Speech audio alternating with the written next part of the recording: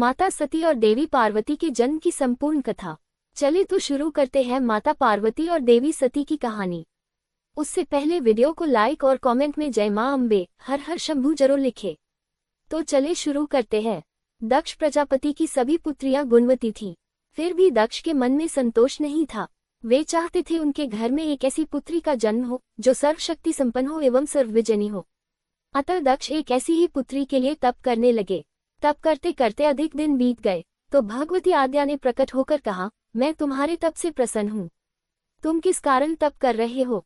दक्ष ने तप करने का कारण बताया तो माँ बोली, मैं स्वयं पुत्री रूप में तुम्हारे यहाँ जन्म धारण करूंगी। मेरा नाम होगा सती। मैं सती के रूप में जन्म लेकर अपनी लीलाओं का विस्तार करूंगी। फलतः भगवती आद्या ने सती रूप में दक्ष के यहाँ जन्म लिया। सती दक्ष की सभी पुत्रियों में सबसे अलौकिक थी। सती ने बाल्यावस्था में ही कई ऐसे अलौकिक आश्चर्यचकित करने वाले कार्य कर दिखाए थे जिन्हें देखकर स्वयं दक्ष को भी विस्मय होता था। जब सती विवाह योग्य हो गई तो दक्ष को उनके लिए वर की चिंता होने लगी। उन्होंने ब्रह्मा जी से इस विषय में परामर्श किया। ब्रह्मा जी ने कहा, सती आद्या की अवतार हैं। आद्या आदि शक्ति और शिव आदि पुरुष हैं, अतः सती के विवाह के लिए शिव ही योग्य और उचित वर हैं। दक्ष ने ब्रह्मा जी की बात मानकर सती का विवाह भगवान शिव के साथ कर दिया। सती कैलाश में जाकर भगवान शिव के साथ रहने लगी। भगवान शिव के दक्ष के दामाद थे, किंतु किसी वजह से दक्ष के हृदय में भगवान शिव के प्रति बैर और विरोध भाव पैदा हो गया। एक बार देवलोक में ब्रह्मा ने धर्म के निरूपण के लिए एक सभा का आयोजन किया था। सभी बड़े बड़े देवता सभा में एकत्र हुए। भगवान शिव भी इस सभा में बैठे थे। सभा मंडल में दक्ष का आगमन हुआ। दक्ष के आगमन पर सभी देवता उठकर खड़े हो गए, पर भगवान शिव खड़े नहीं हुए। उन्होंने दक्ष को प्रणाम भी नहीं किया। फलतः दक्ष ने अपमान का अनुभव किया। केवल यही नहीं, उनके हृदय में भगवान शिव के प्रति ईर्ष्या की आग जल उठी।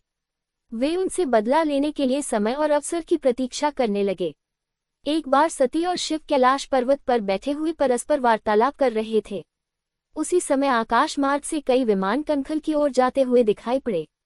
सती ने उन विमानों को देखकर भगवान शिव से पूछा, प्रभु, ये सभी विमान किसके हैं और कहाँ जा रहे हैं? भगवान शक्र ने उत्तर दिया, आपके पिता ने बड़े यज्ञ का आयोजन किया है। समस्त देवता और देवांगनाएं इन विमानों में बैठकर उसी यज्ञ में सम्मिलित होने के लिए जा रहे हैं। इस पर सती ने दूसरा प्रश्न किया, क्या मेरे पिता ने आपको यज्ञ में सम्मिलित होने के लिए नहीं बुलाया? भगवान शंकर ने उत्तर दिया, आपके पिता मुझसे बैर रखते हैं, फिर वे मुझे क्यों बुलाने लगे? सती मन ही मन सोचने लगी, फिर बोली, यज्ञ के इस अवसर पर अवश्य मेरी सभी बहनें आएंगी। उनसे मिले हुए बहुत दिन हो गए। यदि आपकी अनुमति हो तो मैं भी अपने पिता के घर जाना चाहती हूँ। यज्ञ में सम्मिलित हो लूंगी और बहनों से भी मिलने का सुअवसर मिलेगा। भगवान शिव ने उत्तर दिया, इस समय वहां जाना उचित नहीं होगा। आपके पिता मुझसे बैर रखते हैं, हो सकता है वे आपका भी अपमान करें। बिना बुलाए किसी के घर जाना उचित नहीं होता है। इस पर सती ने प्रश्न किया, ऐसा क्यों? भगवान शिव ने उत्तर दिया, विवाहिता लड़की को बिना बुलाए पिता के घर नहीं जाना चाहिए, क्योंकि विवाह हो जाने पर लड़की अपने पति की हो जाती है। पिता के घर से उसका संबंध टूट जाता है। लेकिन सती पीहर जाने के लिए हठ करती रही, अपनी बात बार बार दोहराती रही। उनकी इच्छा देखकर भगवान शिव ने पीहर जाने की अनुमति दे दी। उनके साथ अपना एक गण भी साथ में भेज दिया। उस गण का नाम वीरभद्र था। सती वीरभद्र के साथ अपने पिता के घर गईं। घर में सती से किसी ने भी प्रेमपूर्वक वार्तालाप नहीं किया। दक्ष ने उन्हें देखकर कहा, तुम क्या यहाँ मेरा अपमान कराने आए हो? अपनी बहनों को तो देखो, वे किस प्रकार भांति भांति के अलंकारों और सुंदर वस्त्रों से सुसज्जित हैं। तुम्हारे शरीर पर मात्र बाघांबर हैं। तुम्हारा पति श्मशानवासी और भूतों का नायक है, वह तुम्हें बाघांबर छोड़कर और पहना ही क्या सकता है? दक्ष के कथन से सती के हृदय में पश्चाताप का सागर उमड़ पड़ा। वे सोचने लगी, उन्होंने यहाँ आकर अच्छा नहीं किया। भगवान ठीक ही कह रहे थे, बिना बुलाए पिता के घर भी नहीं जाना चाहिए। पिता के कटु और अपमानजनक शब्द सुनकर भी सती मौन रही। वे उस यज्ञ मंडल में गईं जहाँ सभी देवता और ऋषि मुनि बैठे थे तथा यज्ञकुंड में धू धू करती जलती हुई अग्नि में आहुतियां डाली जा रही थीं। सती ने यज्ञ मंडप में सभी देवताओं के तो भाग देखे, किंतु भगवान शिव का भाग नहीं देखा।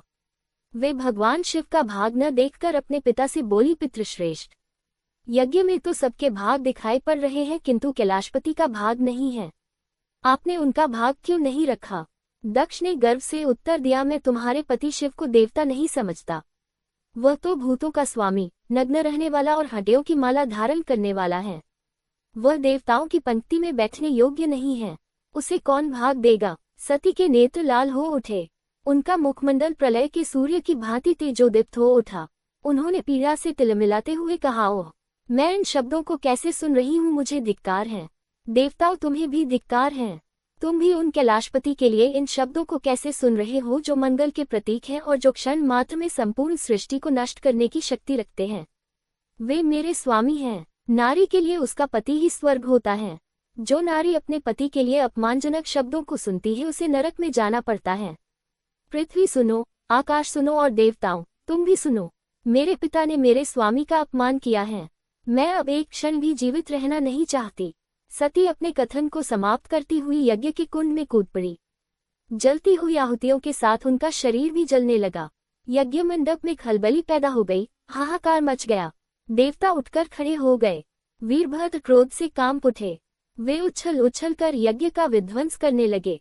यज्ञ मंडप में भगदड़ मच गई। देवता और ऋषि मुनि भाग खड़े हुए। वीरभद्र ने देखते ही देखते दक्ष का मस्तक काटकर फेंक दिया। समाचार भगवान शिव के कानों में भी पड़ा। वे प्रचंड आंधी की भांति कनखल जा पहुंचे। सती के जले हुए शरीर को देखकर भगवान शिव ने अपने आप को भूल गए। सती के प्रेम और उनकी भक्ति ने शंकर के मन को व्याकुल कर दिया। उन शंकर के मन को व्याकुल कर दिया जिन्होंने काम पर भी विजय प्राप्त की थी और जो सारी सृष्टि को नष्ट करने की क्षमता रखते थे। वे सती के प्रेम में खो गए, बेसुध हो गए। भगवान शिव ने उन्मत्त की भांति सती के जले हुए शरीर को कंधे पर रख लिया। वे सभी दिशाओं में भ्रमण करने लगे। शिव और सती के इस अलौकिक प्रेम को देखकर पृथ्वी रुक गई, हवा रुक गई, जल का प्रवाह ठहर गया और रुक गई देवताओं की सांसें। सृष्टि व्याकुल हो उठी। सृष्टि के प्राणी पुकारने लगे, त्राहिमाम त्राहिमाम। भयानक संकट उपस्थित देखकर सृष्टि के पालक भगवान विष्णु आगे बढ़े। वे भगवान शिव की बेसुधी में अपने चक्र से सती के एक एक अंग को काट काट कर गिराने लगे। धरती पर 51 स्थानों में सती के अंग कट कट कर गिरे। जब सती के सारे अंग कट कर गिर गए तो भगवान शिव पुनः अपने आप में आए। जब वे अपने आप में आए तो पुनः सृष्टि के सारे कार्य चलने लगे। धरती पर जिन 51 स्थानों में सती के अंग कट कट कर गिरे थे, वे ही स्थान आज शक्तिपीठ माने जाते हैं। आज भी उन स्थानों में सती का पूजन होता है, उपासना होती है। धन्य था शिव और सती का प्रेम।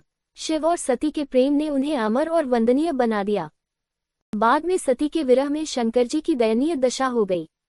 वे हर पल सती का ही ध्यान करते रहते और उन्हीं की चर्चा में व्यस्त रहते। उधर सती ने भी शरीर का त्याग करते समय संकल्प किया था कि मैं राजा हिमालय के यहाँ जन्म लेकर शंकर जी की अर्धांगिनी बनूं। अब जगदम्बा का संकल्प व्यर्थ होने से तो रहा। वे उचित समय पर राजा हिमालय की पत्नी मेनका के गर्भ में प्रविष्ट होकर उनकी कोख में से प्रकट हुईं। पर्वतराज की पुत्री होने के कारण वे पार्वती कहलाईं। जब पार्वती बड़ी होकर सयानी हुई तो उनके माता पिता को अच्छा वर तलाश करने की चिंता सताने लगी।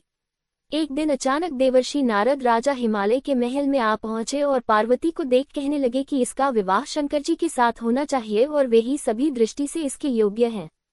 पार्वती के माता पिता के आनंद का ये जानकर ठिकाना न रहा कि साक्षात जगन्माता सती ही उनके यहाँ प्रकट हुई हैं। वे मन ही मन भाग्य को सराहने लगे। एक दिन अचानक भगवान शंकर सती के विरह में घूमते घूमते उसी प्रदेश में जा पहुंचे और पास ही के स्थान गंगावतरण में तपस्या करने लगे। जब हिमालय को इसकी जानकारी मिली तो वे पार्वती को लेकर शिवजी के पास गए। वहां राजा ने शिवजी से विनम्रतापूर्वक अपनी पुत्री को सेवा में ग्रहण करने की प्रार्थना की। शिवजी ने पहले तो आनाकानी की, किंतु पार्वती की भक्ति देखकर वे उनका आग्रह न टाल न सके। शिवजी से अनुमति मिलने के बाद तो पार्वती प्रतिदिन अपनी सखियों को साथ ले उनकी सेवा करने लगी। पार्वती हमेशा इस बात का सदा ध्यान रखती थी कि शिवजी को किसी भी प्रकार का कष्ट न हो। वे हमेशा उनके चरण धोकर चरणोदक ग्रहण करती और षोडशोपचार से पूजा करती। इसी तरह पार्वती को भगवान शंकर की सेवा करते दीर्घ समय व्यतीत हो गया। किंतु पार्वती जैसी सुंदर बाला से इस प्रकार एकांत में सेवा लेते रहने पर भी शंकर के मन में कभी विकार नहीं हुआ। वे सदा अपनी समाधि में ही निश्चल रहते। उधर देवताओं को तारक नाम का असुर बड़ा त्रास देने लगा। ये जानकर कि शिव के पुत्र से ही तारक की मृत्यु हो सकती है, सभी देवता शिव पार्वती का विवाह कराने की चेष्टा करने लगे। उन्होंने शिव को पार्वती के प्रति अनुरक्त करने के लिए कामदेव को उनके पास भेजा, किंतु पुष्पायुध का पुष्पबाण भी शंकर के मन को विक्षुब्ध न कर सका। उल्टा कामदेव उनकी क्रोधाग्नि से भस्म हो गए। इसके बाद शंकर भी वहां अधिक रहना अपनी तपश्चर्या के लिए अंतराय रूप समझ कैलाश की ओर चल दिए। पार्वती को शंकर की सेवा से वंचित होने का बड़ा दुख हुआ, किंतु उन्होंने निराश न होकर अब की बार तप द्वारा शंकर को संतुष्ट करने की मन में ठानी। उनकी माता ने उन्हें सुकुमार एवं तप के अयोग्य समझकर बहुत मना किया, इसीलिए उनका उमा नाम प्रसिद्ध हुआ। किंतु पार्वती पर इसका असर न हुआ। अपने संकल्प से वे तनिक भी विचलित नहीं हुई। वे भी घर से निकल उसी शिखर पर तपस्या करने लगी जहां शिवजी ने तपस्या की थी। तभी से लोग उस शिखर को गौरी शिखर कहने लगे। वहां उन्होंने पहले वर्ष फलाहार से जीवन व्यतीत किया, दूसरे वर्ष वे पर्ण वृक्षों के पत्ते खाकर रहने लगी और फिर तो उन्होंने पर्ण का भी त्याग कर दिया और इसीलिए वे अपर्णा कहलाईं। इस प्रकार पार्वती ने 3000 वर्ष तक तपस्या की। उनकी कठोर तपस्या को देख ऋषि मुनि भी दंग रह गए। अंत में भगवान आशुतोष का आसन हिला। उन्होंने पार्वती की परीक्षा के लिए पहले सप्तर्षियों को भेजा और पीछे स्वयं वटुवेश धारण कर पार्वती की परीक्षा के निमित्त प्रस्थान किया। उमापति महादेव की जय। हर हर शंभु।